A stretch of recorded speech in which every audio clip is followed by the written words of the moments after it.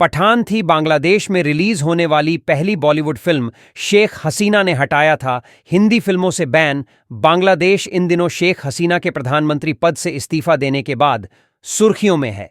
शेख हसीना ही वो शख्सियत हैं जिन्होंने बांग्लादेश में हिंदी फिल्मों की रिलीज की राह खोली थी। दरअसल बांग्लादेश ने 1971 में भारतीय फिल्मों की रिलीज पर बैन लगा दिया था। इस बैन को हटाने का काम शेख हसीना ने 2023 में किया, क्योंकि वहां की फिल्म इंडस्ट्री बेहद खस्ता हाल स्थिति में थी। बैन हटने के 51 साल बाद शाहरुख खान की फिल्म पठान बांग्लादेश में रिलीज होने वाली पहली भारतीय फिल्म थी। बांग्लादेशी फिल्म इंडस्ट्री की बात करें, इसे ढालीवुड कहते हैं। इस इंडस्ट्री की फिल्म कैपिटल ढाका है। इंडिया में जहां हर साल औसतन 2000 फिल्में बनती हैं, वहीं बांग्लादेश में साल भर में 70-100 फिल्में ही बन पाती हैं। 90 के दशक में तो वहां हर फिल्म हिंदी फिल्मों की कॉपी हुआ करती थी। दर्शकों को सिनेमाघरों में खींचने के लिए साल 2000 के बाद फिल्म मेकर्स ने अश्लील फिल्मों का सहारा भी लिया, जिससे फिल्म इंडस्ट्री हाशिए पर आ गई और इससे अब तक नहीं उबर पाई है। बांग्लादेश की सरकार ने आज़ादी के बाद 1972 में यह फैसला किया कि वो कोई भी विदेशी फिल्म अपने देश में नहीं चलने नहीं देंगे। सरकार के फैसले के पीछे यह तर्क था कि इससे वहां की लोकल फिल्मों को बढ़ावा मिलेगा। हालांकि यह फैसला उल्टा पड़ गया। 80-90 के दौर में बांग्लादेश में ऐसी फिल्में बन ही नहीं पाईं जो ऑडियंस को एंटरटेन कर पाएं। उस दौर में ढालीवुड में नकल करने का चलन जोरों पर था।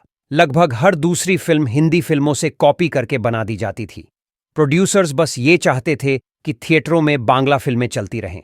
90 के दशक में बांग्लादेश में करीब 1500 सिनेमा हॉल थे, लेकिन घिसी पिटी बांग्ला फिल्मों के कारण ऑडियंस ने थिएटर में जाना बंद कर दिया। मनी कंट्रोल की एक रिपोर्ट के मुताबिक बांग्लादेश में पिछले 20 सालों से 1000 से ज्यादा थिएटर्स पर ताला लगा है। अधिकतर सिनेमा हॉल मालिकों ने अपने थिएटर को शॉपिंग सेंटर या अपार्टमेंट में तब्दील कर लिया। ऐसे में साल 2000 आते आते मेकर्स के सामने यह संकट हो गया कि वो फिल्मों की तरफ जनता का ध्यान कैसे खींचें। 1993 के बाद बांग्लादेशी फिल्म इंडस्ट्री को संभलने का एक मौका फिल्म स्टार सलमान शाह के जरिए मिला। सलमान की डेब्यू फिल्म कीमत थे के कीमत थी, जो कि हिंदी फिल्म कयामत से कयामत तक की रीमेक थी। फिल्म सुपरहिट रही और सलमान चमक गए। इसके बाद उन्हें बैक टू बैक कई फिल्में मिलीं। 1994 में उनकी 6 फिल्में रिलीज हुईं, जिनमें से ज्यादातर हिट साबित हुईं। देखते ही देखते सलमान को बांग्लादेशी फिल्मों का पहला सुपरस्टार कहा जाने लगा। फैंस के बीच उनकी दीवानगी जबरदस्त थी और एकमात्र सलमान ही थे जो दर्शकों को थिएटर तक खींचने का दमखम रखते थे। फैंस के बीच सलमान प्रिंस ऑफ डॉलीवुड के नाम से जाने जाते थे। 1996 में उनकी बैक टू बैक 9 फिल्में रिलीज हुई थीं, जिससे सिनेमाघरों में दोबारा जान आने लगी थी। तभी केवल 24 साल की उम्र में सलमान शाह की संदिग्ध परिस्थितियों में मौत हो गई। उनकी लाश उनके अपार्टमेंट के पंखे से लटकी हुई मिली थी। पुलिस ने जांच में खुलासा किया कि शाह ने सुसाइड किया था। सलमान शाह की डेथ के बाद ऑडियंस का सिनेमा घरों से जैसे मोह भंग हो गया। साल 2000 आने तक थिएटर मालिकों और प्रोड्यूसर्स ने चीप हथकंडा अपनाया, जिससे बांग्लादेशी सिनेमा के पतन की शुरुआत हुई। दरअसल मेकर्स ने अश्लील फिल्मों के जरिए दर्शकों का ध्यान खींचने की कोशिश की। इसे बांग्लादेशी सिनेमा के इतिहास में कट पीस एरा कहा गया, जिसने फिल्म इंडस्ट्री को तहस नहस कर दिया। बांग्लादेश में वल्गर फिल्मों की शुरुआत 1999 में आई फिल्म रंगा बाऊ से हुई। इसमें ऋतुपर्णो सेनगुप्ता, अमीन खान और हुमायूं फरीदी ने मुख्य भूमिका निभाई थी। इसके डायरेक्टर मोहम्मद हुसैन थे। फिल्म में कई रोमांटिक सीन्स और वल्गर डांस मूव्स दिखाए गए थे। प्रोड्यूसर्स को भरोसा था कि इससे लोग सिनेमाघर का रुख करेंगे और डूबते फिल्म बिजनेस में जान आ जाएगी।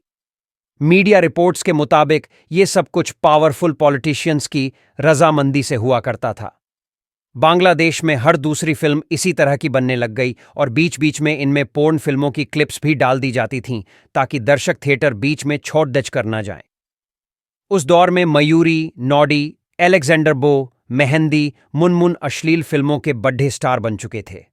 इस दौर को dark age of Bangladeshi cinema करार दिया गया। थिएटरों में बांग्लादेशी फिल्मों की जगह अश्लील फिल्मों ने ले ली। इनसे बांग्लादेशी सिनेमा को बेहद नुकसान हुआ। जिससे उभरने के लिए 2003 में अश्लील फिल्मों के खिलाफ आंदोलन शुरू हुआ।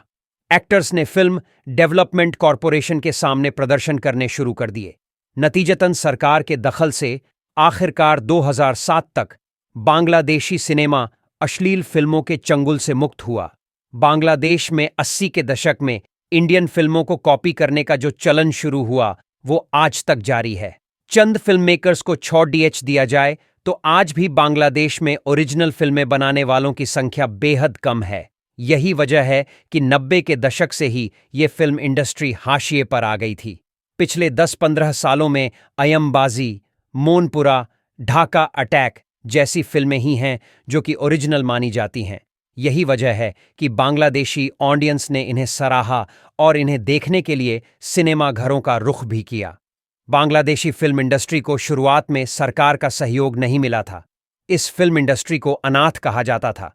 हालांकि शेख हसीना के 1996 में पहली बार प्रधानमंत्री बनने के बाद स्थिति काफी सुधरी थी।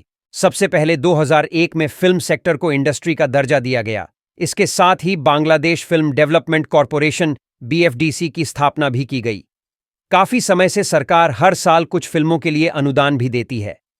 पिछले साल ही शेख हसीना ने फिल्म मेकर्स से गुजारिश की थी कि वो अच्छा सिनेमा बनाने पर फोकस करें। दरअसल सिनेमा की खराब हालत को देखते हुए प्रोड्यूसर्स फिल्मों में पैसा ही नहीं लगाना चाहते हैं, जिसकी वजह से बांग्लादेश में फिल्मों के भविष्य पर संकट और ज्यादा गहराता जा रहा है। शेख हसीना ने 2022 में देश में सिनेमाघरों की स्थिति सुधारने और नए मल्टीप्लेक्स बनाने के लिए 700 करोड़ रुपए का फंड देने की भी घोषणा की थी। 1972 में भारतीय फिल्मों की रिलीज पर बांग्लादेश में बैन लगा दिया गया था ताकि वहां लोकल इंडस्ट्री को बढ़ावा मिले और रोजगार भी बढ़े। हालांकि कई बार नियमों को बदलकर हिंदी फिल्मों की रिलीज की गई, लेकिन ये नाकाम साबित हुई। 2009 में आमिर खान की ए थ्री इडियट्स और 2010 में शाहरुख खान की माय नेम इज खान तक को बांग्लादेश में रिलीज किया गया, लेकिन इन्हें स्थानीय सिनेमा संगठनों के विरोध के चलते सिनेमा घरों से हटाना पड़ दिया। 2009 में सलमान खान की फिल्म वांटेड इंडिया में रिलीज हुई थी। 2015 में इसे भी बांग्लादेश में रिलीज किया गया था। हालांकि कुछ लोकल सिनेमा संगठनों ने फिल्म की रिलीज को लेकर विरोध कर दिया। तब वांटेड को उन 50 थिएटर्स से हटा लिया गया जिनमें वो एक हफ्ते से चल रही थी। इसके 8 साल बाद 2023 में बांग्लादेशी सिनेमा की खराब हालत को देखते हुए शेख हसीना ने यहां विदेशी फिल्मों की रिलीज पर लगे बैन को हटा ही दिया। बांग्लादेश सरकार ने निर्णय लिया कि देश में 10 विदेशी फिल्मों को कॉमर्शियली रिलीज किया जाएगा।